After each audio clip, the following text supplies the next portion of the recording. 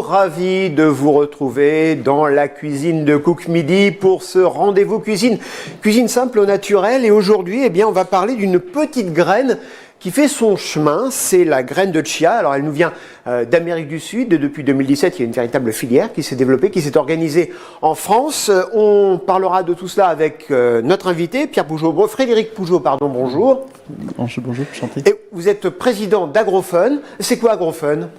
Alors, Agrofun, c'est une société familiale, privée, qui est spécialisée dans la commercialisation et le développement de graines alimentaires, et en particulier de graines nouvelles, mais avec une orientation plus vers les graines qui apportent des lipides. On s'est spécialisé, c'est vraiment en nutrition. Alors, on reparlera de la graine de chia à travers les âges tout à l'heure, mais tout de suite, direction la cuisine, retrouver une vieille connaissance de Cook Midi, Anna Miquel. Bonjour Anna. Bonjour Philippe. Ravi de vous retrouver dans cette belle cuisine, dans notre nouvelle cuisine. Alors, vous allez nous faire quoi avec la graine de chia ? Je vais vous faire des muffins. J'étais sûr que vous allez me faire plaisir pour la dernière émission en faisant des gâteaux. Des muffins avec de la banane et de la cardamone. Oh, la cardamone, tiens, ça me fait penser à quelque chose. Ça n'a pas une petite épice d'un peu de chez vous, ça ? Oui, si, absolument, exactement. Alors cardamone, d'ailleurs, spéciale, elle vient d'où, votre cardamone ? Vous avez un réseau d'importation ? Oui, j'ai un réseau d'importation. Je vais à la boutique suédoise la trouver parce que je la trouve déjà sortie de son petit cocon, sa petite capsule. Et donc, je la trouve déjà en petite graine, quoi. Et alors, pour faire cette recette de muffins, qu'est-ce qu'il vous faut ? Il me faut des bananes. Les ingrédients sont derrière vous, on va les voir. Exactement. J'ai des bananes, j'ai donc de la farine, de la levure, du sucre, des œufs, de la cardamone et les petites graines de chia. Alors, les petites graines, vous les utilisez comment ? Vous les réhydratez ? Alors, dans ce cas de figure, non. Comme on avait pour cette émission besoin d'une recette qui allait relativement vite, je les utilise comme ça, mélangées dans l'appareil des muffins. Par contre, c'est une graine qui a la possibilité d'être utilisée pour tout un tas de desserts et on peut, comme vous dites, la réhydrater avec diverses choses. On en parlera tout à l'heure. D'ailleurs, en marge de cette recette, vous nous donnerez quelques conseils pour faire d'autres desserts avec de la graine de chia. Frédéric, je voudrais qu'on parle quand même de cette graine. Je disais qu'elle remonte à la nuit des temps, non ? Bien, en fait, oui, c'est une graine qui est connue en Amérique du Sud depuis des milliers d'années. Elle s'est même distinguée des autres graines pour les populations précolombiennes qui considéraient que c'était la reine des plantes, la chia. La graine même, pour eux, s'appelait la graine des dieux. Parce qu'en fait, cette graine leur apportait des aliments nutritifs essentiels à l'alimentation. C'était la graine que prenaient par exemple les militaires ou bien les chasseurs quand ils partaient pour plusieurs jours. Ils prenaient de la graine de chia et de l'eau parce qu'elle a un effet satiété très important. Et puis c'est un concentré de tous les éléments nutritifs en fait. Et alors, elle a disparu pratiquement d'un coup. Elle a disparu d'un coup, en fait, à l'arrivée des Espagnols, à la fin du XVe siècle. Et le fait que les Espagnols sont arrivés avec des missionnaires dont l'objectif était d'introduire la religion catholique, la seule graine qui a été éliminée ou interdite, c'était la graine de chia, qui était donc appelée la graine des dieux. Et donc, pour imposer la religion catholique, cette graine a été bannie et c'est la seule qui n'a pas été amenée en Europe avec les autres comme le maïs, les tomates, les pommes de terre. Juste parce que ça s'appelait la graine des dieux. Parce que c'était la graine des dieux, voilà. Donc elle a été interdite, voilà. Et pendant 500 ans, elle n'a pas été amenée en Europe comme les autres et elle n'a pas, comme c'est une graine tropicale, elle n'a pas évolué lentement au cours des siècles pour s'adapter à nos régions. Alors, qu'est-ce qui s'est passé ensuite ? Comment elle est revenue ? Parce que je disais que la filière s'était organisée autour de 2017. Le fait qu'on ait revu de la graine de chia ces dernières années, c'est dû à quoi ? Alors, déjà, c'est vous, dans vos bagages en Amérique du Sud, vous en avez ramené Non, pas tout à fait. Ce sont des botanistes qui sont tombés sur cette graine donc à la fin des années 90 et qui à la vue de la valeur nutritive de cette graine, se sont dit que c'était pas possible qu'une graine aussi intéressante soit passée inaperçue. Il faut dire qu'elle contient, c'est une oléagineuse, elle a 33% d'huile, un tiers d'huile, mais surtout cette huile est constituée à 65% d'oméga 3. Donc les oméga 3 sont des acides gras insaturés, très instables donc. À la connaissance dans le monde, c'est la graine qui contient le plus d'oméga 3. Et donc les botanistes pensaient même que c'était pas possible de contenir autant d'oméga 3 dans une graine. Il y en a combien à peu près? C'est quel pourcentage? Eh bien je vous dis, c'est 65% de l'huile est constituée d'oméga 3. Le reste de la graine est constitué de fibres solubles qui sont essentielles pour l'alimentation. Il y a environ 35% de fibres solubles. Et puis le reste, c'est des protéines complètes. D'ailleurs, il y a tous les acides aminés nécessaires et essentiels pour la nutrition. Et puis le reste, du calcium en grande quantité. Non, c'est vraiment bon pour ce qu'on a. Hein. Surtout, alors, les oméga 3, on ne le répétera jamais assez, c'est bon notamment pour les gens qui ont des problèmes cardiaques, des choses comme ça. Alors, notre spécialité, nous, c'est de travailler sur les lipides et toutes les plantes qui apportent des lipides essentiels. Donc, les oméga 3 c'est le seul acide gras que l'homme a besoin d'aller chercher dans le monde végétal. Enfin, tous les mammifères, en fait, ont besoin d'aller chercher dans le monde végétal. Depuis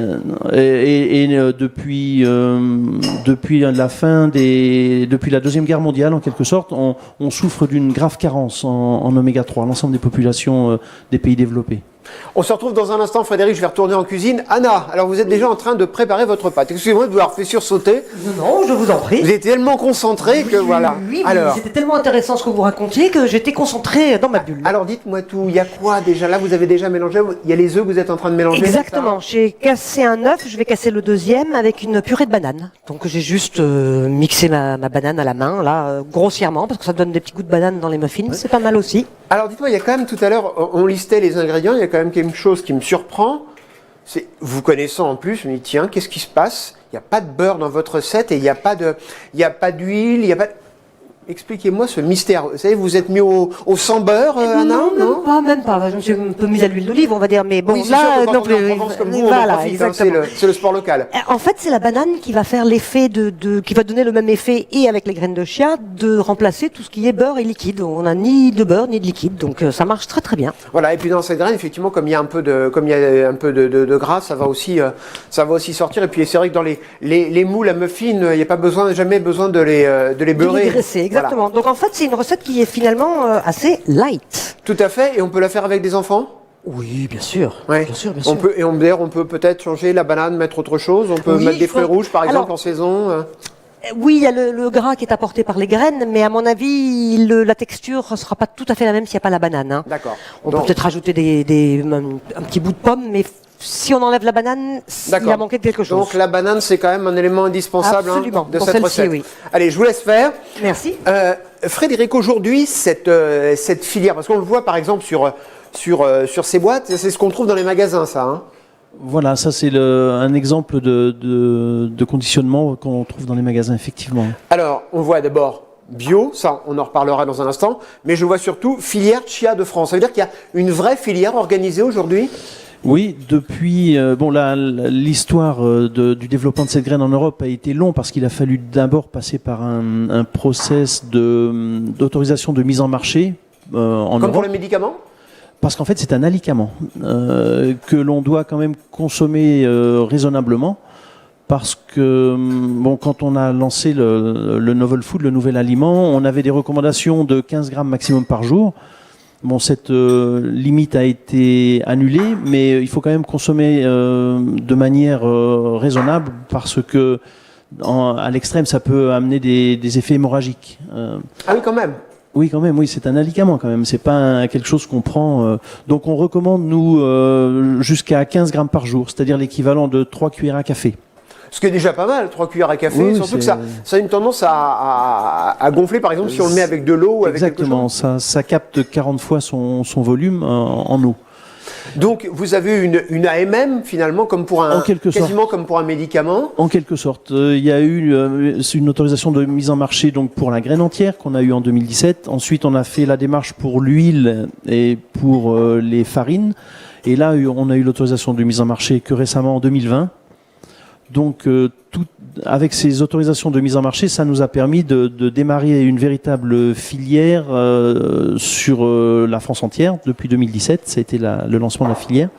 Et donc aujourd'hui, on a des producteurs un petit peu sur toute la France. On a environ 200 producteurs et une quinzaine d'établissements producteurs qui se sont associés à la démarche pour essayer d'introduire cette graine dans l'alimentation courante pour l'ensemble de la population. Alors, vous dites, on a des producteurs un peu partout. Il y a des régions en France où la culture de chia se passe un peu plus facilement que d'autres. On l'a vu tout à l'heure avec Ivar Couder dans le grand direct dans le Oui, sud-ouest. c'est vrai que notre implantation dans le sud-ouest fait qu'on a une part importante des productions qui se font dans le Gers ou dans la région du sud-ouest. On développe aussi pas mal la région des Landes et on est aussi beaucoup sur les Charentes. Mais on produit aussi dans l'Est de la France, par exemple. Ah oui. Oui, avec d'assez bons résultats en production. Parce qu'il y a une histoire de soleil, hein, vous m'expliquez quand on a préparé cette émission. Oui, voilà. Donc en fait, c'est une plante tropicale. Donc comme toutes les plantes tropicales, elles ont besoin de 12 heures de jour et 12 heures de nuit. Et donc la difficulté pour introduire l'espèce en Europe a été de créer des types précoces qui ne soient plus sensibles à la photopériode et qui puissent déclencher leur reproduction en jour long. En été, en fait. Alors, comment vous êtes parvenu à ça ? Eh bien, en fait, on a travaillé sur des recherches de mutations naturelles qui ont permis d'identifier des plantes précoces à l'intérieur d'une population. On considère que les mutations naturelles sur des aspects comme la photopériode, ça peut toucher une plante sur 1 million. Donc il s'agissait d'être patient et de finir par identifier des plantes précoces. Ouais, c'est vrai que les sélections dans ce domaine, c'est vraiment un métier de patience et un métier de courage, parce qu'on a quand même beaucoup de temps et pas forcément la sécurité d'avoir un résultat au final. Par définition, oui, la recherche. Et aujourd'hui, donc, il y a beaucoup, vous me parlez des régions de production, il y a beaucoup d'agriculteurs qui se sont mis à cette culture de la graine de chia. Bon, on a des demandes tous les jours d'agriculteurs qui veulent produire, mais la difficulté d'introduire une espèce comme celle-ci, c'est d'abord d'informer les consommateurs et de créer la demande, parce que produire, c'est pas suffisant. Il faut pouvoir créer une filière avec une création de valeur pour pouvoir produire sur le territoire français cette graine essentielle à l'alimentation, mais une filière qui soit rémunératrice déjà pour les producteurs. Et aujourd'hui, cette filière, pour les producteurs qui se sont lancés dans cette aventure, c'est d'un bon retour sur investissement ? C'est une plante qui, si on arrive à la développer intelligemment, c'est-à-dire vraiment de créer une valeur de marché suffisante pour rémunérer l'ensemble des partenaires, c'est clairement une culture qui pourra être une source de revenus significatifs pour les agriculteurs. Mais c'est difficile à produire. C'est plutôt un complément de revenus pour un agriculteur qui a déjà des hectares de blé, des hectares d'autres choses, du maraîchage par exemple. Ça fera partie de la rotation.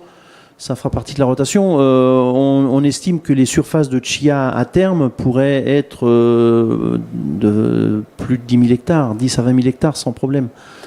Donc évidemment, ça fait partie de la rotation, mais c'est surtout une plante qui a très peu de besoins, puisque le rendement est faible, donc il y a besoin de très peu d'azote, très peu d'intrants. C'est une plante... De l'eau de l'eau, oui, mais pas plus qu'un tournesol, si vous voulez. C'est pas une plante très exigeante en eau. Et puis par contre, le gros intérêt, c'est qu'elle connaît ni insectes parasites, ni maladies, puisque cette plante était pas développée dans nos régions. On se retrouve dans un instant. Anna, je voudrais que vous me montriez, parce que tout à l'heure, vous avez mis une petite quantité de graines de chia avec un peu d'eau, c'est pour qu'on voit justement ce que ça devient quand c'est réhydraté. Alors regardez plutôt, venez avec moi, regardez. Vous voyez, finalement, ces graines sèches, on les a ici, voilà, à peu près, c'est ça. Donc ça, c'est avant et après. Ça, c'est juste un peu d'eau.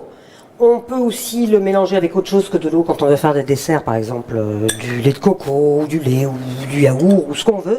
Et ça permet d'avoir justement cette texture qui est un peu gélatineuse et qui est parfaite pour faire des desserts. Alors ce qui est bien, c'est que là, on n'a plus besoin de mettre de la gélatine, de l'agar-agar, des choses comme ça. C'est naturellement, ça gélifie naturellement. Exactement, c'est une des propriétés de cette graine. Donc on peut s'amuser, pour vous, ça doit être génial, parce que c'est un outil pour la création culinaire. Oui, absolument. Et puis l'avantage aussi, parce que comme monsieur disait tout à l'heure, que la graine peut perdre ses qualités à la cuisson, là au moins elle garde toutes ses qualités. Voilà.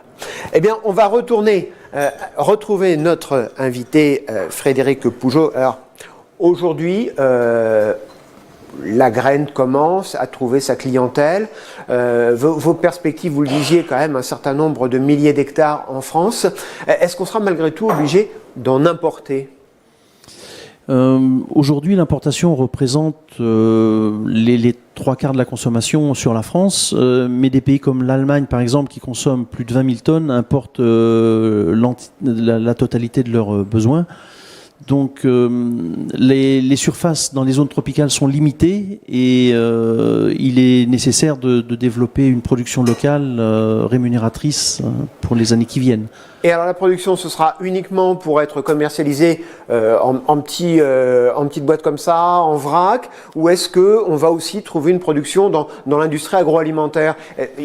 On va prendre un autre exemple. Il y a la quinoa, il y a quelques années, personne ne connaissait. Aujourd'hui, c'est devenu un produit ultra branché qu'on trouve dans des plats cuisinés, dans des plats surgelés. Est-ce que ça va être aussi ça le devenir de la graine de chia, de rentrer dans des plats cuisinés ? Eh bien, là, ce qu'il faut comprendre, l'enjeu, c'est surtout de faire prendre conscience aux consommateurs la carence dont la population souffre en oméga 3. La graine de quinoa, par exemple, c'est une graine moderne, nouvelle et à la mode, mais elle n'apporte pas d'éléments vraiment essentiels pour l'alimentation. Alors qu'il se trouve que l'objectif, nous, de la filière, c'est dans un premier temps de faire prendre conscience aux consommateurs qu'une carence de 70% en oméga 3 est la cause aujourd'hui de la plupart des maladies neurologiques dont on souffre actuellement. Ça commence pour les femmes enceintes et les fœtus à la naissance. La carence en oméga 3 a des effets sur le comportement durant toute la vie, et en fin de vie, c'est quand même les maladies comme Parkinson et Alzheimer qui sont la cible.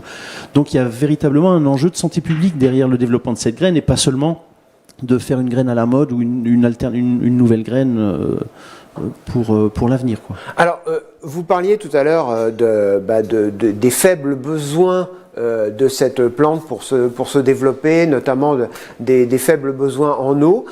Est-ce à dire que c'est aussi une plante, parce qu'elle a quand même des propriétés nutritives intéressantes, qui pourrait se développer dans des pays du Sud, notamment des pays en développement, qui ont des vrais problèmes actuellement pour nourrir leur population. On pense à la faim dans le monde, notamment en Afrique subsaharienne.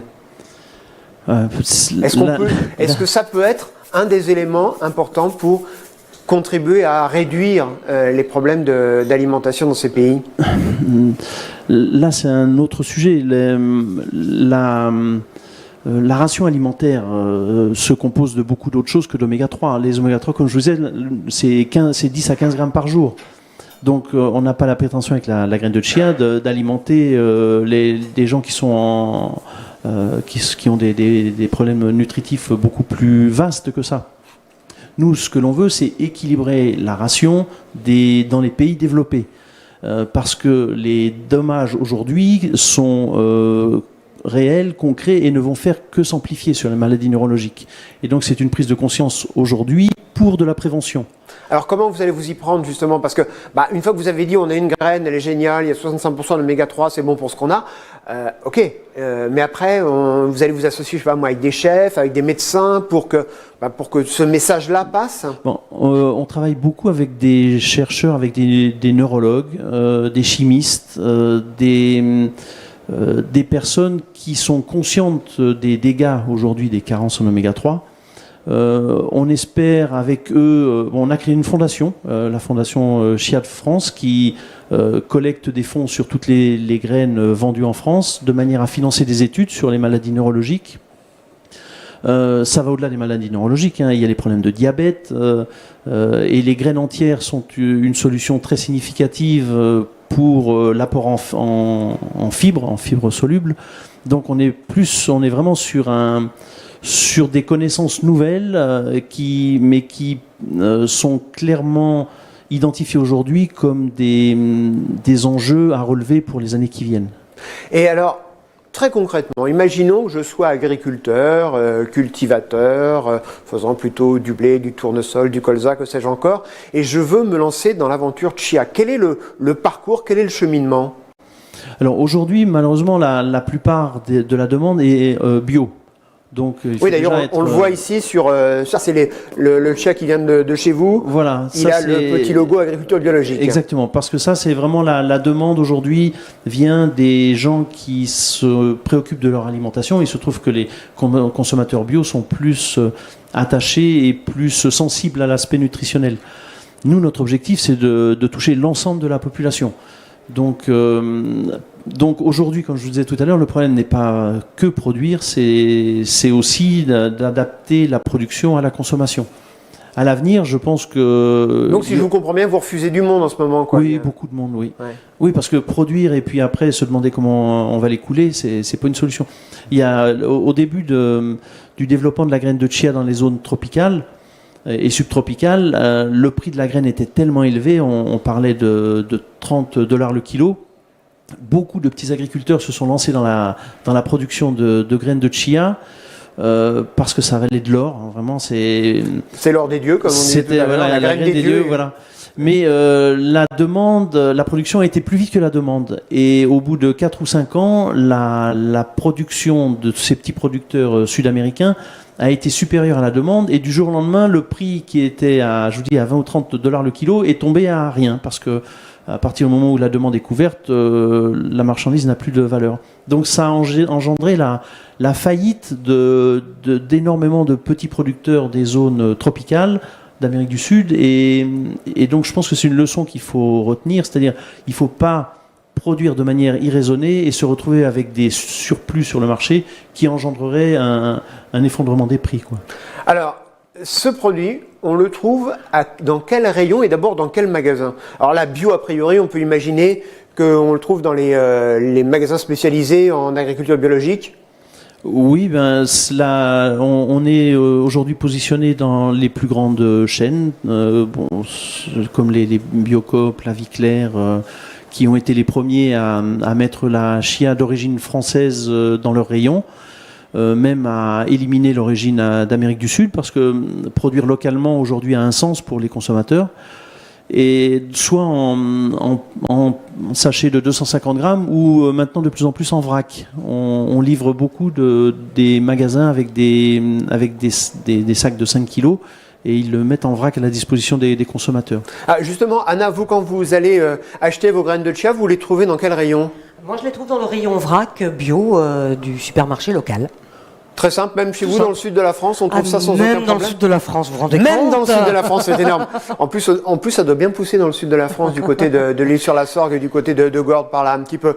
Et l'objectif, quand même, pour vous, ce serait aussi qu'on le trouve dans, j'allais dire, des grandes surfaces classiques ? Oui, voilà. Notre objectif, nous, c'est de dépasser la consommation bio et qu'il y ait une véritable prise de conscience pour l'ensemble de la population, sachant que notre cible, nous, c'est surtout les femmes enceintes et les jeunes, parce qu'en fait, le besoin d'oméga 3 est très important dans les premières années de la vie, au moment où le système nerveux se met en place, et c'est ce qui conditionne un petit peu le reste de la vie des individus.